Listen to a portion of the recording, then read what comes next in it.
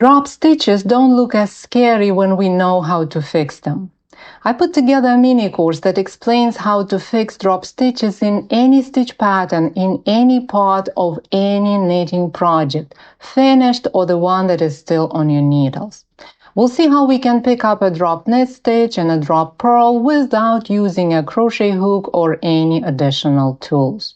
I'll show you how to fix a drop stitch in stockinette fabric, in ribbing, in garter stitch, in brioche, and in complex stitch patterns like lace. We'll learn to fix drop stitches in the middle of a row around and those that drop at the end of a row and ruin the side edges of our project. Finally, I'll describe a simple way to fix a drop stitch that you notice after the project is finished and the stitches are bound off. Learn all these methods and you won't shudder next time you see a drop stitch in your project. The mini course is absolutely free. Go give it a look. The link is in the video description.